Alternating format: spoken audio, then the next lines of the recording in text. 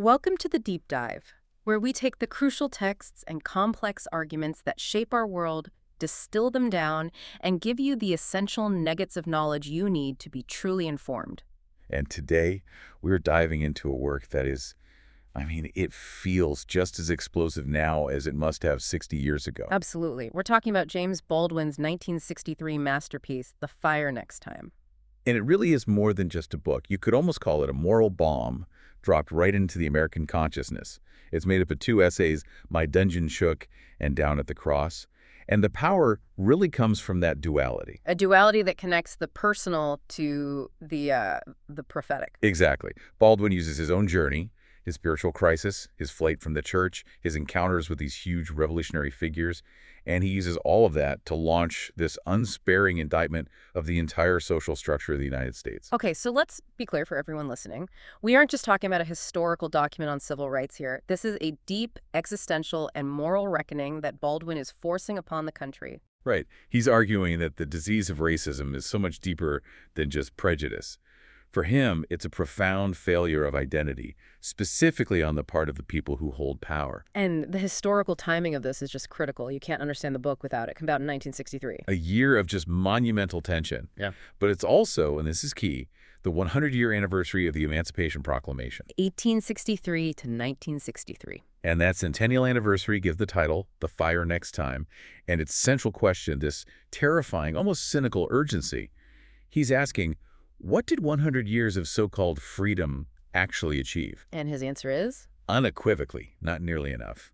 And he argues that this failure carries a cosmic, almost biblical price. So our mission for this deep dive is to follow that searing logic. We're going to track Baldwin's personal history, that spiritual crisis he had in Harlem as a kid, his ironic escape into the ministry. And then we'll follow him into that pivotal, really intense encounter with the rise of the Nation of Islam. And ultimately, we have to analyze the terrifying, radical conclusion he comes to about what American identity really is and the confrontation with reality that he insists has to happen if the country is going to survive its own history. It's a journey that takes us from, the depths of personal fear right to the heights of prophetic social critique.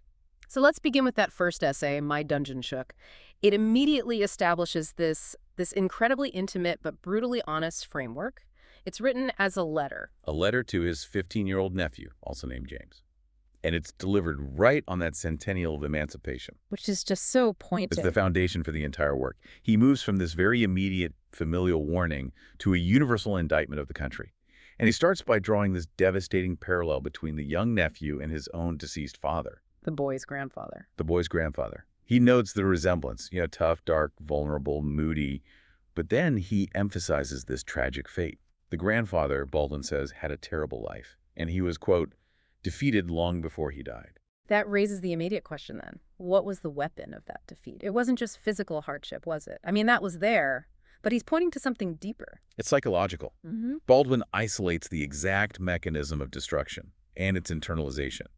He writes directly to his nephew, and he says, you can only be destroyed by believing that you really are what the white world calls a nigger. So the fight for survival then has to be an internal one. It has to be. It's the refusal to accept the oppressor's definition of your own worth, of your own potential. That seems like an almost unbearable burden to put on a young man, to constantly fight the very air that you breathe, the definitions that society is throwing at you. What sustaining force, does he say, allowed his family to survive? Love. It's the unconditional necessity of love. He stresses that it was only love, this familial, protective, fierce love, that allowed them to survive what he calls their trembling existence in the ghetto. A trembling existence. What a phrase. It's incredible. And he tells the nephew, you must survive because we love you, and for the sake of your children and your children's children.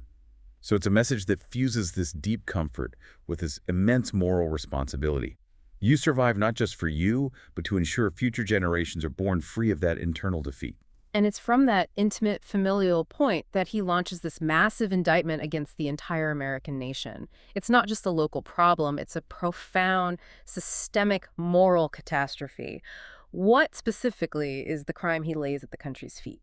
He is completely unsparing.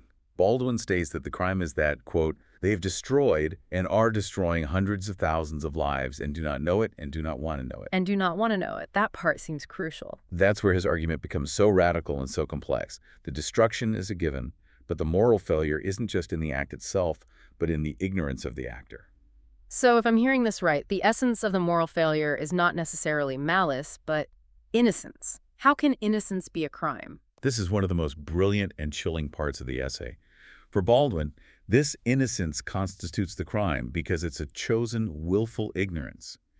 The authors of the devastation, the white population and the systems they maintain are so insulated by their own privilege, by their ideology of superiority, that they are shielded from the very destruction they cause.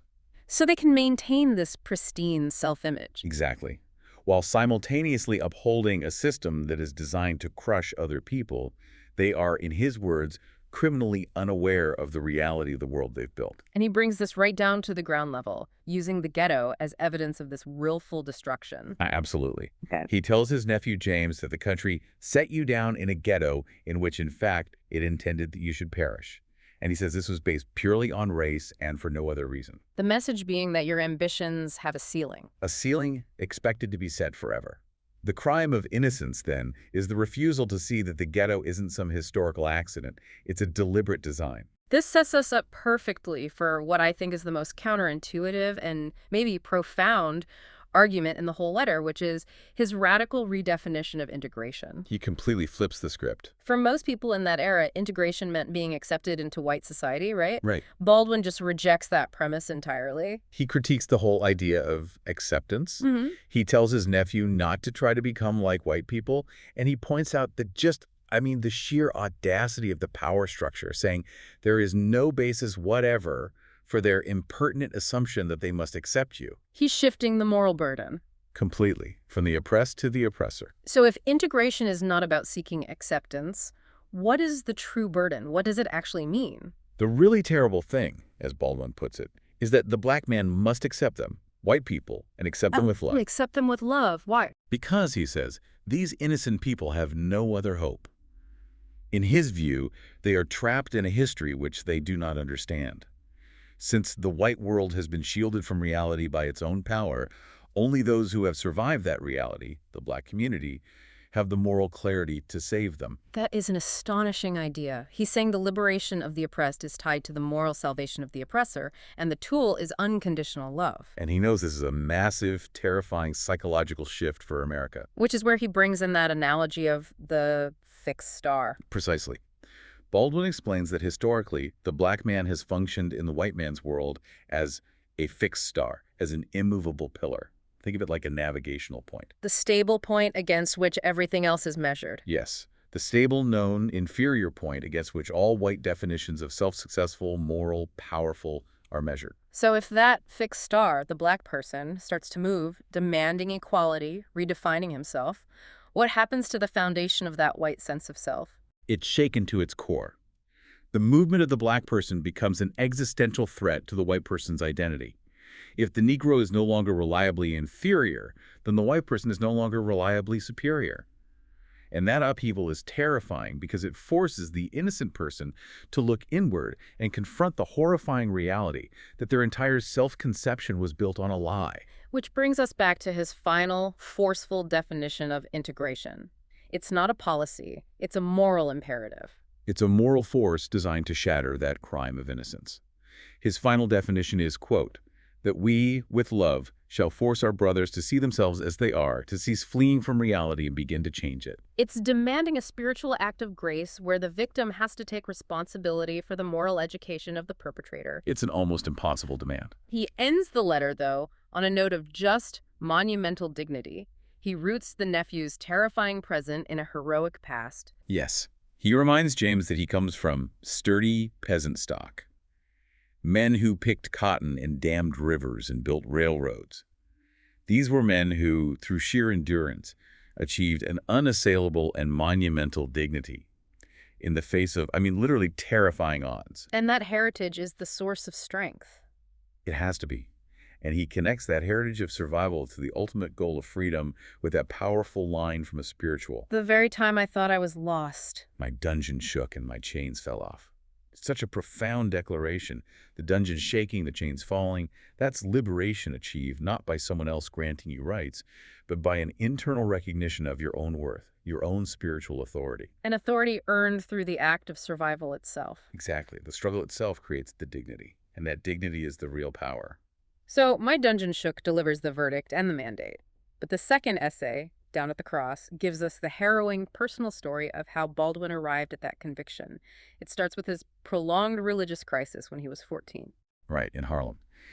And he clarifies right away that for him, religious wasn't some abstract idea. It was synonymous with the sudden, terrifying discovery of fear. Fear of what? Fear of the evil within himself and the evil without, pressing in on him from the world. It was a crisis of survival, not just of salvation. And the immediate menace was right there on the avenue. The whores, pimps, racketeers. He realized they weren't some other species. That's the terrifying moment of self-awareness. He says they were produced by the same circumstances as him. The threat was the looming possibility of his own future. He saw that his environment was churning out souls destined for destruction, and he felt like he was next in line. And he describes his friends at that age, his peers, settling in for what he called the long, hard winter of life. Just that sense of despair. They were realizing that school was a game they couldn't win. They started fighting the man, the white man, but it's hopeless. They were totally unable to, as he puts it, remove this cloud that stood between them and the sun. That sense of a dead end, it made the search for some kind of escape path just desperately urgent. It really did. They saw that working hard and being quiet led nowhere, and all that frustration was just boiling over into drinking, smoking, aggression, self-destruction. And this despair was constantly being reinforced by this incessant, gratuitous humiliation from the outside world. He gives these very specific, powerful anecdotes. He remembers being 13 and just crossing Fifth Avenue to go to the library, and a cop just mutters at him, "Why don't you niggers stay uptown where you belong?" That casual dehumanization. But the truly formative experience was even earlier. Much earlier, at age 10. Being frisked and humiliated by two policemen. He says they were making these comic and terrifying speculations about his ancestry, and then they just left him flat on his back in an empty lot. That kind of abuse, especially from law enforcement, it hammered home a central realization for him about power in America. What was the conclusion he drew about how to defeat your circumstances? The brutal conclusion was that working hard and saving one's pennies would never, ever be enough. He saw that even the most successful black people he knew still faced social scorn, the same dehumanizing treatment. To survive, you needed something else. You needed a handle, a lever, a means of inspiring fear. A means of inspiring fear. That is a very dark acknowledgement for a young man to come to. It is. He recognized that respect wasn't something you earned through merit. It was something you had to enforce. He concluded that neither civilized reason nor Christian love would ever compel white people to treat him well. Only one thing would work. The fear of retaliation. Yeah. That would cause them to treat him well, or at least, as he says, seem to do it, which was and is good enough. Such a cynical but clear-eyed assessment that, in America, respect for a black body is enforced by threat, not by morality. And this entire experience, the abuse, the realization the system is rigged, it just completely erodes any moral ground the white world claims to stand on. Absolutely. The black experience of the white world, he says, cannot possibly produce respect for white standards. Why? Because the oppressed condition of black people is overwhelming, daily proof that white people do not live by the lofty virtues they preach. Their power is built on hypocrisy. He has this really striking, complex psychological detail about Negro servants who would rob their white employers. It wasn't seen as simple theft. No, this is a very layered argument about guilt and superiority. Baldwin suggests that when this happened, the white people often saw the theft as a way of assuaging a dim guilt they felt, which paradoxically confirmed their own intrinsic superiority. How so? They saw themselves as the wealthy, capable source of all things moral and material, which the inferior person then had to steal. It's this perverse way of maintaining their own psychological high ground, even while being robbed. But for the black person who was neither doltish nor servile, the calculation was totally different. Robbing whites carried no moral fault for them. Because white people had already profited from stolen liberty for centuries. They had robbed the black person of their history, their self-worth, their freedom every single day. Therefore, the white world had no moral ground on which to stand. The law itself was criminal. The judges, the police, the law, it was all seen as a criminal power to be feared but not respected. So their preached virtues were just tools of subjection, not genuine morality. This constant confrontation with criminality, both official and personal, leads him to this terrifying moral vacuum. He realizes he has no principled reason not to become a criminal himself. And that's the pivotal moment. He realized he needed a thing, a gimmick, some path to distinction that would lift him out of that destructive trajectory. And that need terrified him because it meant acknowledging his own moral vulnerability. That terror, he writes, helped to hurl me into the church. And in this powerful twist of irony, the ministry, the spiritual calling, became his gimmick. It did. He says he lacked any other skill for worldly success at that moment.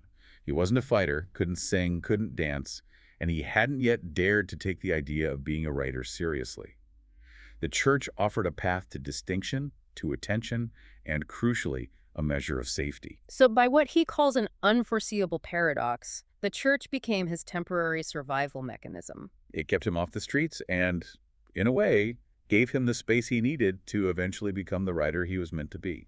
So Baldwin's entry into the church might have been a survival mechanism, but it immediately brought him face to face with the deepest psychological damage of the white world, self-despising. This is so critical. He asserts that black people are taught to despise themselves from the moment their eyes open on the world. Why? Because the world is structured to be white, and white people hold the power, and that power decrees white superiority. It's a fundamental lesson you learn before you even have the words for it. And it's internalized not just from the outside world, but through his own parents. Yes, through what he calls the sudden, uncontrollable note of fear in his parents' voices whenever he, as a kid, challenged the white world's assumptions. He recalls his father's unique terror when he realized Baldwin genuinely believed he could do anything a white boy could. That parental fear, which was a rational fear for his safety. It served as a psychological boundary. It taught the child that challenging white superiority was literally risking death. And his path into the ministry was fraught from the start. It wasn't this pure spiritual calling. He says it mimicked the rackets he was trying to avoid on the street. It was almost a substitution. He says he was seduced by a female pastor who asked him, "Whose little boy are you?" And he recognized that as the same kind of manipulative line used by pimps and racketeers. He basically stepped into the church racket instead of another one, drawn by that same craving for attention. He describes his conversion, his fall before the altar, as an unspeakable pain, a flood of anguish where he yelled to heaven but felt profoundly unheard. He felt the universe had evolved no terms for your existence. And even in the moment of agony, the core contradiction was crystal clear to him, the white God problem. What was that? He thought, God, and I felt this even then, is white. And if his love was so great, why were we, the blacks, cast down so far? The iconography, the power dynamics of Christianity, they fundamentally required the black man's suffering to validate the white man's claim to divinity. Years later, looking back, he realized the church's operating principles weren't faith, hope, and charity. He uncovered a much darker truth. He concluded the church was actually built on blindness, loneliness, and terror, and that blindness was actively cultivated to deny the other two.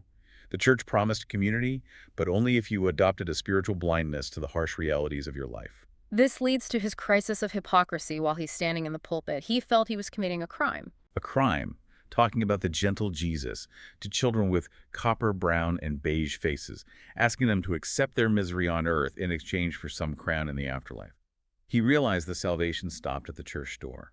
Outside, the world was still hostile and white, and inside there was no true love, just a mask for hatred and self-hatred and despair.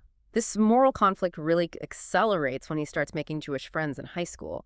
What was it about them that challenged his entire theological framework? Well, these friends were, according to Christian theology, beyond any hope of salvation, and they would laugh at his religious tracts. This forced him to confront the reality that the Bible, this supposedly infallible text, was written and translated by men who held power. And this encounter brought, as he says, color to the center of his mind. Precisely. He realized Christian theology itself was infused with racial dogma. He understood that many Christians believed he was a descendant of Ham, cursed to be a slave, his fate sealed forever. The Jewish friends, by standing outside that Christian narrative, helped him see the Bible being used as a tool for racial enforcement. The ultimate break finally came during a battle with his father. His father asked if his Jewish friend was a Christian, and Baldwin delivers this final explosive retort. He says his friend was a better Christian than you are. He walked out, and he realized with total clarity that the blood of the lamb had not cleansed me. I was just as black as I had been the day that I was born. His skin color wasn't a curse to be cleansed, it was just reality. And the white God couldn't negate it. From there, Baldwin broadens this personal critique into a massive historical indictment of Christianity itself.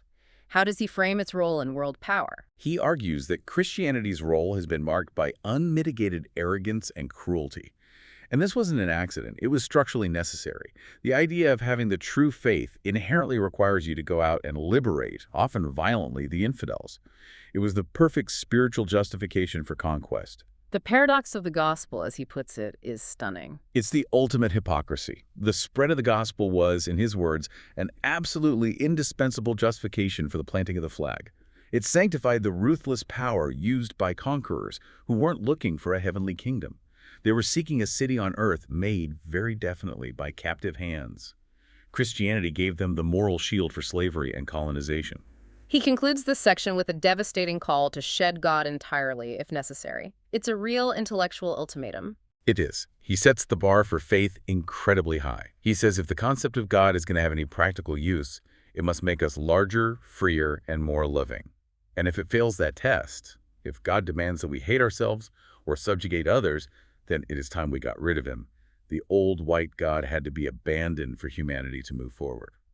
So, having decisively rejected the white God of his childhood, Baldwin is now looking for a new source of authority, a new structure for salvation, and he finds it in the growing power of the Nation of Islam. Led by the Honorable Elijah Muhammad. And the NOI provides an answer that is a perfect mirror image of his rejection of Christian hypocrisy.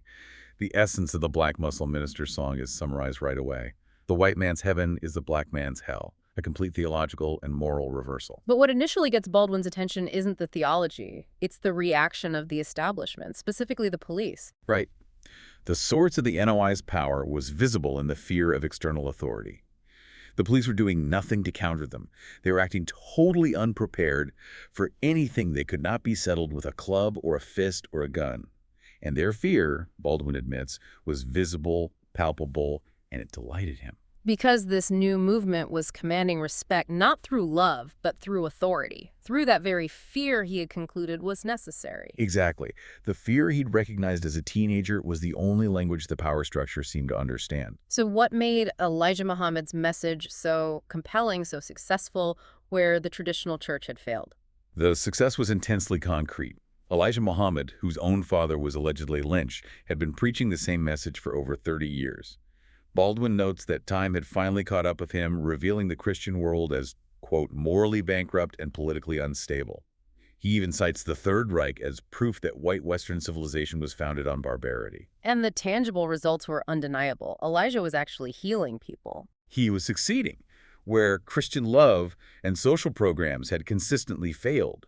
He healed drunkards and junkies, converted ex-prisoners and kept them out of jail, and he instilled this pride and a serenity that Baldwin said hung about them like an unfailing light. This material redemption, the visible transformation of broken lives, that was powerful evidence. It was proof of concept for a people who had been failed by every other system. The core of this success rested on a radical theological reversal, centered on the doctrine that all white people are devils. A doctrine revealed by Allah to Elijah Muhammad.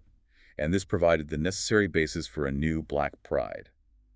Harlem audiences, he notes, didn't need academic proof that white men were devils.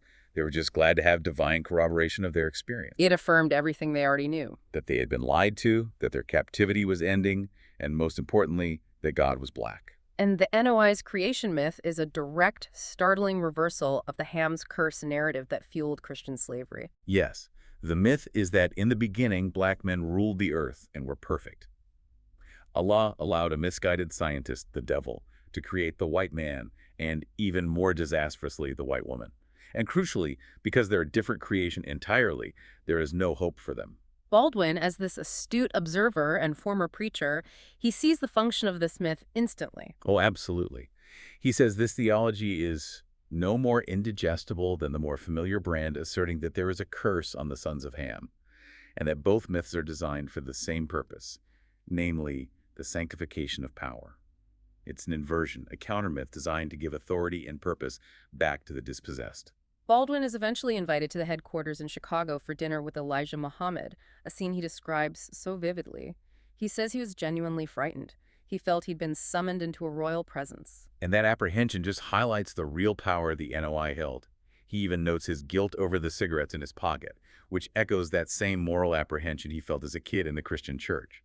He felt he wasn't pure enough for this new doctrine either. What was Elijah Muhammad like in person? He was small, slender, with large, warm eyes and a winning smile. But the central quality Baldwin saw in his face was pain. A pain which reminded him of his own father, if we had been friends. That sense of shared suffering gave Elijah an immense moral authority. He wasn't just another racket boss. The dinner conversation itself was incredibly charged. What was the central tension between the writer and the prophet? Elijah spoke of the white devils and their crimes, and the discussion was punctuated by this chilling chorus from the young men at the table. Yes, that's right.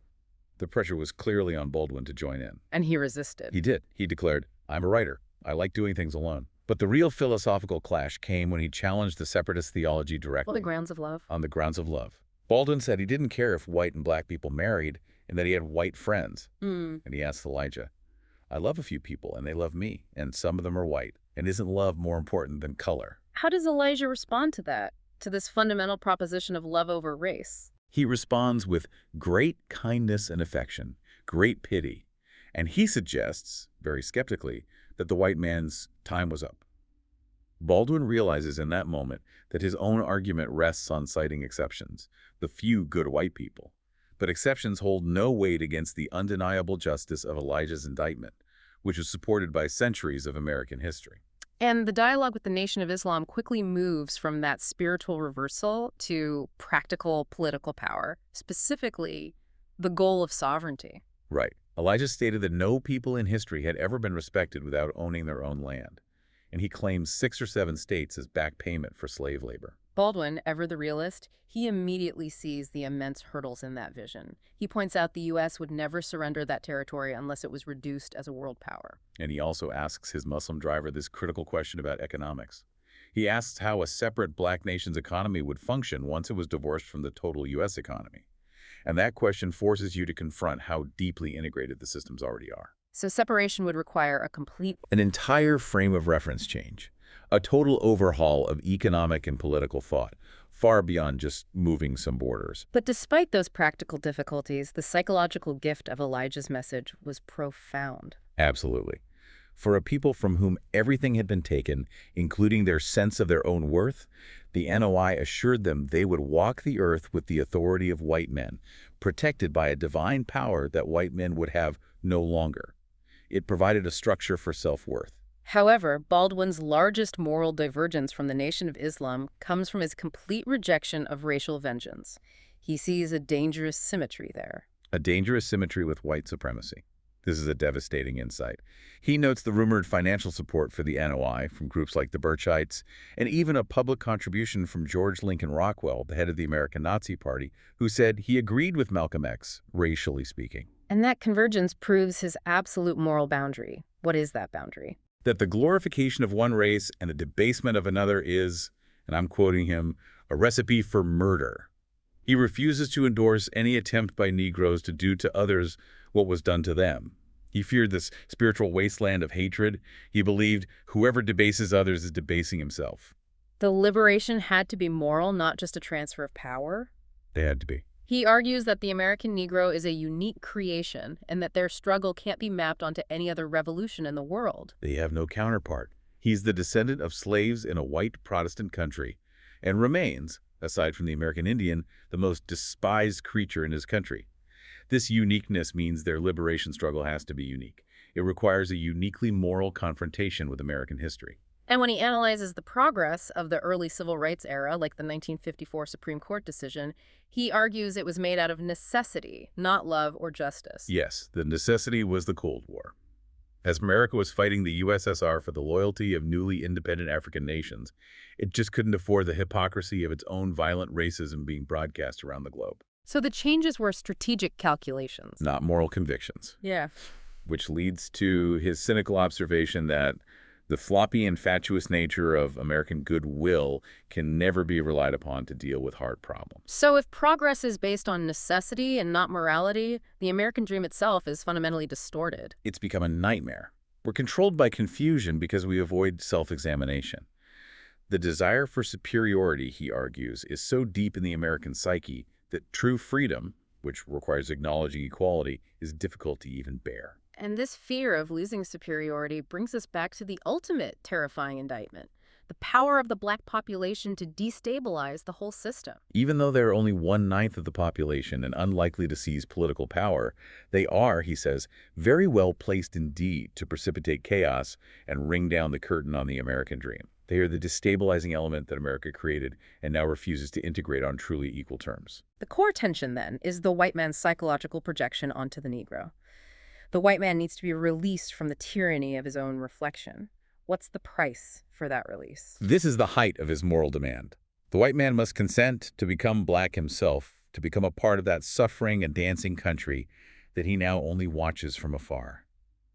It means shedding the white identity as a badge of superiority and accepting a shared, painful, complicated American identity. He doesn't romanticize the past. He details the rope, fire, torture, castration, infanticide, rape, and yet he says that experience contains something beautiful. The unshakable authority.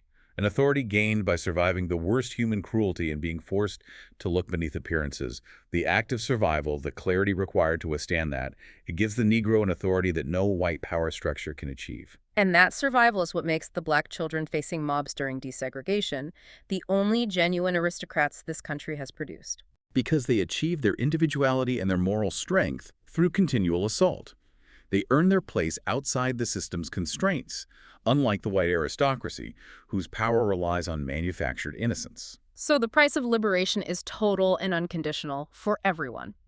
Which brings us to his final, deeply profound and terrifying question aimed at the black community itself. It's the ultimate moral calculus, forced on him by his own country. He asks, do I really want to be integrated into a burning house? If America is fundamentally founded on lies and self-delusion, a house on fire, why would anyone of dignity want to join it? It's an unforgettable image. It defines the entire challenge. And so Baldwin demands the impossible for Americans to cease placing value on the color of skin, which he calls always and everywhere and forever a delusion, and to end the racial nightmare for good. The demand for the impossible is the only thing that will work, because anything less is just rearranging the deck chairs on a sinking ship. So looking back across these two essays, The Fire Next Time, Baldwin's central argument seems to be that the American racial crisis isn't rooted in simple antipathy or politics, but in those deep emotional depths from which love springs or murder. And it's all fueled by the white man's profound refusal to confront his own history and his own deepest fears, including the fear of death itself. That failure to confront reality, the clinging to chimeras like safety and power while ignoring the moral disaster they create, that's what guarantees the destruction he's warning about. He insists the time for gradual change based on goodwill is long past. The power to change, he says, is now solely in the hands of the relatively conscious whites and the relatively conscious blacks. If they, meaning you, the listener, and others who understand this, do not falter in our duty now, he claims, they can change the history of the world. That is the mandate he leaves us with. A tremendous moral mandate. And it brings us to his final prophetic warning, which he takes from the spirituals of enslaved people. If we fail to dare everything, if we fail to achieve the total liberation that's required, then the fulfillment of the slave song is upon us. The final provocative thought Baldwin leaves you with, the line that gives the book its devastating title and hangs over America today. God gave Noah the rainbow sign, no more water, the fire next time.